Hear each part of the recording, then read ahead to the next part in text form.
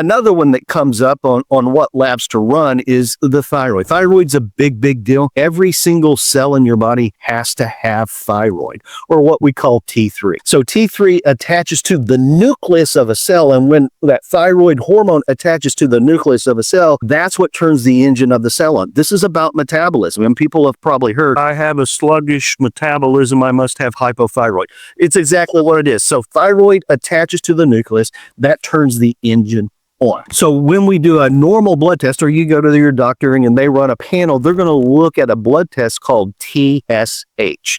That is not thyroid hormone. That stands for thyroid stimulating hormone.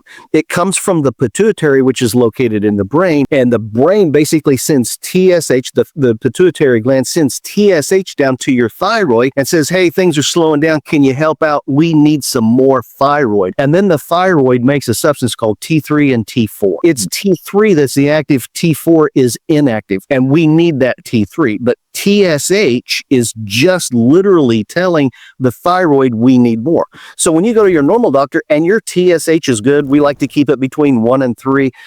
Functionally, we like to keep it between 1 and 3. They will let it get down to 0.4 on TSH before they say you have a problem. If it's less than 1, you have a problem in that, but they're going to wait until it's at 0.4. So that TSH comes from the pituitary, tells the thyroid to do that. And if that number is good, they say your thyroid health is fine.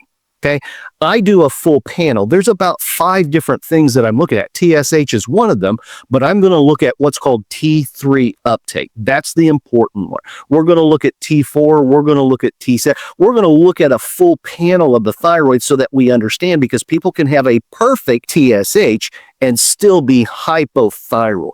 That's when T3, that is the one that has to get inside the cell and be uptake into that so that we can turn the mechanisms on. So a doctor that's not looking at T3 uptake really doesn't understand or know what the health of that thyroid is. We have to see that number.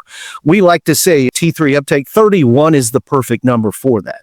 If that number goes less than 27, you are hypothyroid. 27 or below 27 is hypothyroid.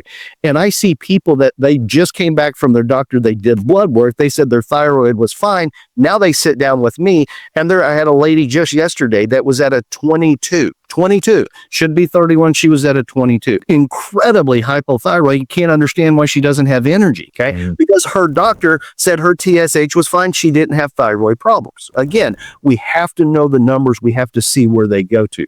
So again, when we're looking at labs, it's adding those right labs to it. Insulin, T3 uptake. Most doctors don't give us all of the inflammatory markers. Inflammation is the driving force for all chronic degenerative disease. You cannot get cardiovascular without inflammation. You can't get cancer. You can't get diabetes without inflammation. Inflammation doesn't cause it, but it allows it to happen. Inflammation is the important thing. In our world, we are inflamed. That's why most people hurt. That's what causes most issues from happening. So knowing what our inflammation numbers are is really important. And there's a lot of them. And most panels that I look at coming from other doctors don't have all of them. They may look at 1 or 2 of them, but there are other ones that we need to see what systems of the body are inflamed. So when it comes to understanding and determining health, you need a full panel. And like I say, functional doctors know this. We've been doing this for years. I've been in this business for 30 years now. And so we have understood the process of looking at the body, not just looking at the disease. I say it this way all the time. Blood does not lie. It's either in there or it's not. So when we're trying to determine what's going on with somebody, you need somebody that can look at blood and understand the underlying effects, not just pathology. That's what most doctors are looking for, is pathology. If your number is at this level, you have X disease. Here's the protocol for that. What I'm looking for is finding those systems that are leading to it. Do you have insulin resistance? Do you have some hypothyroid? Is the thyroid sluggish? Is there some inflammation things that are happening? What's your gut look like? Most people don't even know what an anion gap is, but it's a big number that tells me how well your stomach is digesting. What is the quality of acid? And so when people start to get heartburn, they start to get a little reflux, they start to get their doctor puts them on what's called a PPI, a proton pump inhibitor. Tums, Rolaids, Prevacid, omeprazole, all of those things are antacids. And you take them and the heartburn goes away. It's a wonderful thing. But they're not understanding the long-term effects of that. What winds up happening is you're weakening your acid in your stomach so you can digest food well. And that when you've been on those things for a long time, periods of years, then you're destroying the gut. And the actual problem is not that you have too much acid. It's a problem that you don't have a strong enough acid.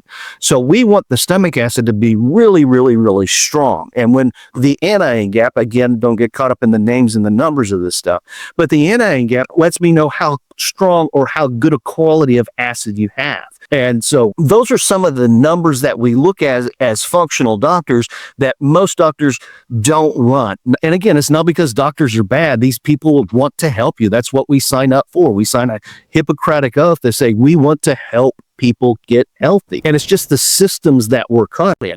I can't force the insurance company. I can't force the pharmaceutical companies to follow my pathways. They determine to us what we do. In that. So it's not, again, not your doctor's fault. Don't go get mad at your doctor, get mad at the bureaucracy of all of this stuff.